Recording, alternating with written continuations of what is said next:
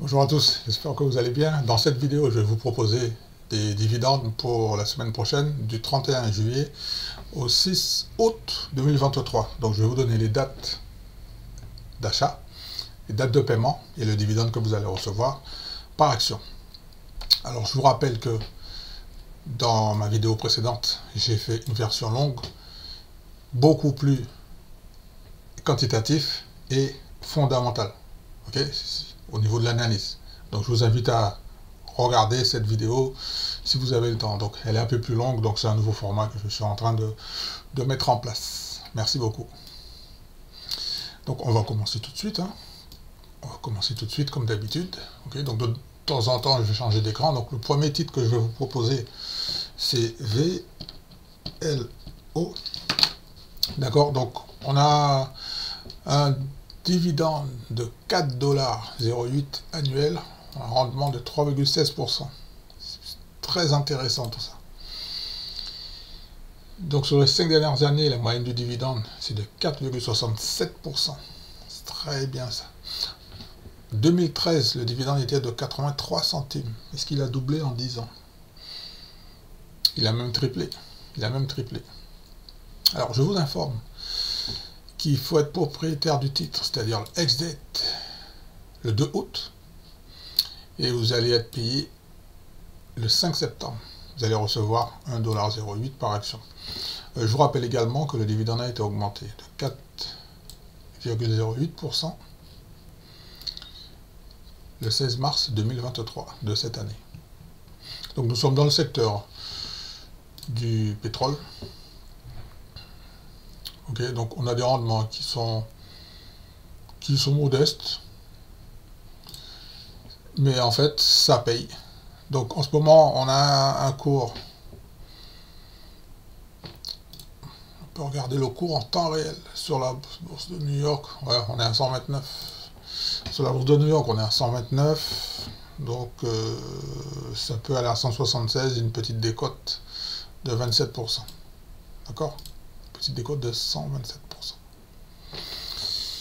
Donc ça c'était le premier titre. Donc je prépare le deuxième titre. Donc là c'est une petite présentation rapide. Alors j'ai oublié de vous donner le score du dividende. Donc le score du dividende est de 52 sur 100. C'est très très solide. Donc je prépare le deuxième titre.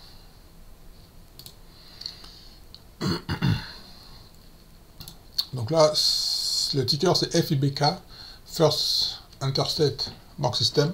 C'est une banque régionale. On a un dividende correct de 1,88$. On a un gros rendement de 6,53%, taux de distribution de 68%. Dans la partie dividende, donc là c'est à 28, ça peut aller à 41, une petite décote de 30%. Dans la partie dividende, sur les 5 dernières années, on a une moyenne de rendement de 4%, pas de problème. Alors j'aime bien regarder ici, 2013, on avait un dividende de 88 centimes. Est-ce qu'il a doublé? Il a doublé. Il a doublé. Alors ici, en fait, c'est qu'il y a eu un dividende exceptionnel. Alors, pour les investisseurs qui sont intéressés par ce titre, ou qui sont déjà en position, ici vous allez recevoir des dividendes. Donc, ex-date, le 4 août, date de paiement, le 17 août, vous allez recevoir 47 centimes par action. Alors, depuis le début de l'année, le dividende n'a pas encore été augmenté. La dernière augmentation, c'était le 18 novembre. Une augmentation de 14,63%. C'était le 18 novembre. Donc, on surveille ce titre pour voir est-ce qu'au mois de novembre 2023, il va y avoir une augmentation. Donc, je rappelle que le score du dividende est de 53 sur 100. Dans la partie ici, donc on a des marges de 18%, on a du cash flow positif, on a un débit d'espère à 3, donc ça gagne beaucoup d'argent, tout ça. Donc je prépare le troisième titre.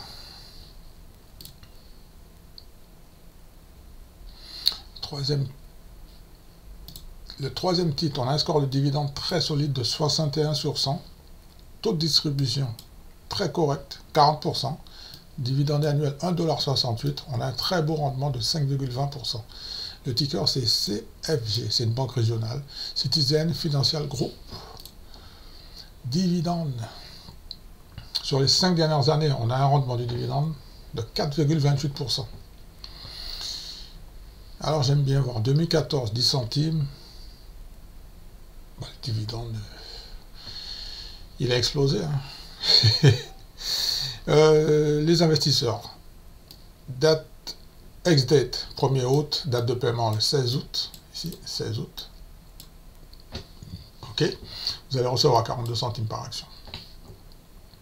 Alors, la dernière augmentation, c'était le 16 août 2022 de 7,69%. Ok. Donc, c'est un dividende croissant sans interruption. Au niveau des métriques, on a des marges nettes de 26%, cash flow positif, là, année du Covid, donc on a eu des petits soucis, EBITDA supérieur à 0, c'est très très bien tout ça. Au niveau de la valorisation, 32, ça peut aller à 50, on a une petite décote de 36%. Excusez-moi, je me suis trompé d'écran, donc j'espère que vous avez noté. Je prépare le titre suivant.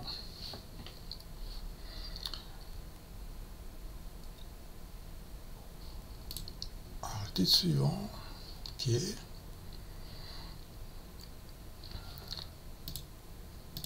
le ticker, c'est PEBO, People Bancorp. Nous sommes dans le secteur bancaire, on a un dividende très solide, score du dividende de 69 sur 100, taux de distribution 42%, dividende annuel 1,56 $, rendement du dividende excellent, 5,55%. Dans la partie dividende, c'est celle qui nous intéresse le plus hein, pour les investisseurs. Sur les 5 dernières années, on a une moyenne de 4,76%. Donc je note que le dividende est croissant. Et il est croissant, hein. Très beau dividende. Il y a 10 ans, il était à 54 centimes. Est-ce qu'il a doublé? Il a doublé. Il a même triplé même, en 10 ans. Alors je vous informe que on a un ex-date le 4 août. Date de paiement le 21 août, vous allez recevoir 39 centimes par action. Et je vous rappelle que le dividende a été augmenté le 22 mai de 2,63%. C'était en 2023. Ok, dans les métriques, on regarde rapidement. On a des marges nettes de 30%, cash flow positif. Ok, pas de problème. EBITDA dans la zone D2. Ça gagne de l'argent, il n'y a pas de problème. Au niveau de la valorisation, 28, ça peut aller à 36, une petite décote de 23%. C'est très très bien tout ça. Alors je vous rappelle que le but, c'est pas de faire une analyse approfondie. L'analyse fondamentale a été faite sur la vidéo précédente. Je vais vous donner quelques petites explications tout à l'heure. Alors, j'ai un dernier titre, c'est une société de courtage, en fait, qui annonce un dividende, qui a été voté par les conseils d'administration. Donc, le ticker, c'est MKTX, score de dividende 76 sur 100, c'est très très solide. Taux de distribution très confortable, il est en dessous de 50%, plus précisément à 43%, dividende annuel confortable de 2,88 $, petit rendement de 1,06%. Dans la partie dividende, dans la partie dividende. Ah non, on a une moyenne de 0,69 sur les 5 dernières années. Ok, d'accord. Alors, ce que je m'aperçois, c'est que le dividende, il est croissant. Dividende croissant. En 2013, 52 centimes. 10 ans plus tard, il a pratiquement triplé. Il a même quadruplé ce dividende. D'accord? Donc, ex-date 1er août, date de paiement 16 août, vous allez recevoir 72 centimes par action. Le dividende a été augmenté le 22 février 2023 de 2,86%. Donc il a déjà été augmenté cette année. Au niveau des métriques, on a des marges nettes de 35%, excusez-moi. Allocation du capital, ça gagne de l'argent. Le cash flow positif. Ok, EBITDA. Attention à l'EBITDA. On a un EBITDA qui est resté négatif pendant beaucoup d'années. EBITDA. Alors, quand l'EBITDA est négatif, pour moi, c'est un voyant rouge. Pour moi, c'est un voyant rouge, ça veut dire que la société... On a un EBITDA négatif en 2022. EBITDA négatif. Il faudra suivre ça de près pour l'année 2023. Au niveau de la valorisation, 268, ça peut aller à 689, hausse de 61%. On va faire une petite vérification sur Google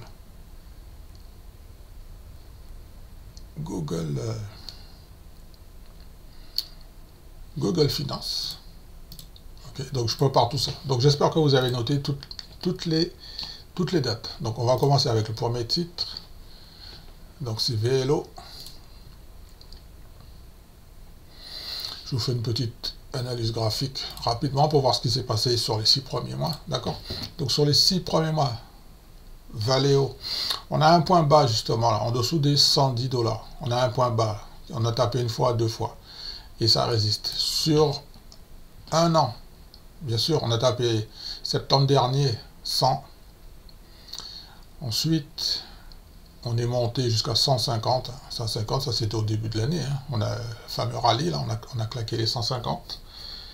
Et, hop, et en dessous, 140, les vendeurs découverts étaient là. Donc le titre a reculé pour, sur un niveau majeur, hein, 110, c'est un niveau majeur. Il n'y a pas de problème. Donc, l'année dernière, c'est un titre qui a gagné 179 milliards de dollars. 179 milliards de... On est dans le secteur du pétrole. Ce sont des endroits où ça gagne beaucoup d'argent. On a un EBITDA positif, très bien. On a un bénéfice par action de 29 $. Marge bénéficiaire nette de 6%. Ok. Donc là, c'est pas une analyse complète, hein, d'accord? Alors, le titre suivant, c'est FIBK. FIBK. First Interstate. D'accord, d'accord. Alors, sur les 6 premiers mois, qu'est-ce qui s'est passé? 6 premiers mois, on a eu un repli. C'était à 35, on est descendu, on a perdu 10... On a perdu 7 $. 7 $ par rapport... Mais par rapport au plus haut, ça fait quand même 10 $. Moins 10 $. On est sur l'année, sur les 52 semaines, ouais, 45. 45. On a perdu 20 $ hein, quand même. 20 $. On a perdu 20 $, c'est-à-dire 29%. Mais je préfère parler en dollars. Ok? Donc c'est une petite banque régionale. Ça, c'est un secteur. Alors en fait, cette banque régionale, elle m'intéresse beaucoup en fait. Elle m'intéresse beaucoup. Donc c'est la raison pour laquelle je voulais partager. D'accord? On continue la petite analyse graphique pour voir un petit peu le niveau. C'est juste pour voir les niveaux. CFG, CFG, CFG. C'est juste pour voir les niveaux. Alors CFG, Citizen Financial Group, c'était le numéro 3. Au début de l'année, c'était à 45, c'est descendu à 25. Et sur l'année, 45, c'est descendu sur un niveau solide à 25, hein, donc moins 20 $. Et puis là, on a un niveau très très solide à 25. Hein. Très très solide à 25. Très bien tout ça. Petite banque régionale aussi.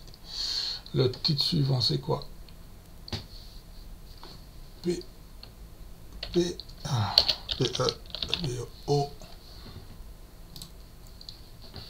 On est toujours dans le secteur bancaire.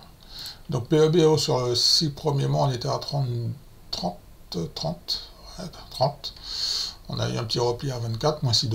Ok. Sur l'année, on est remonté un petit peu, on est redescendu au-dessous des 24, c'est un niveau solide. Ensuite 26, niveau majeur 26.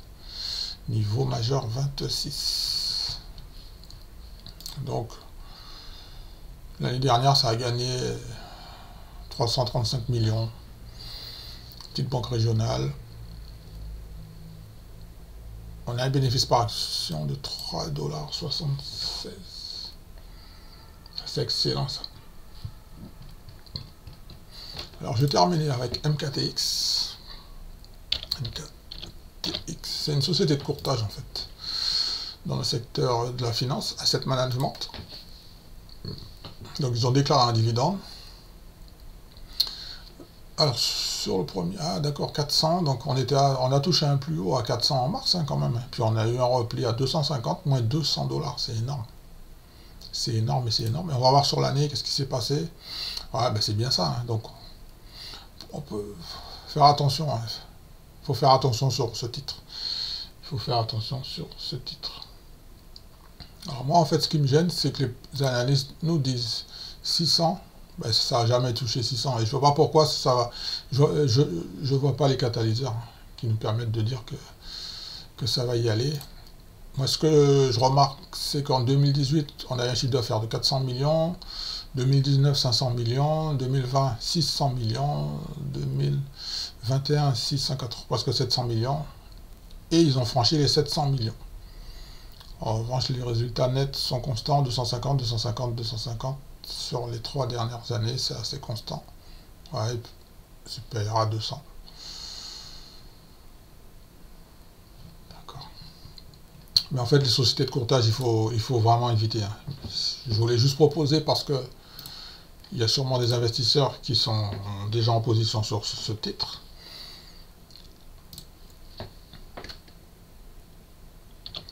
Et j'ai un titre que je voudrais vous partager en bonus, pour les gens qui sont restés un petit peu jusqu'ici.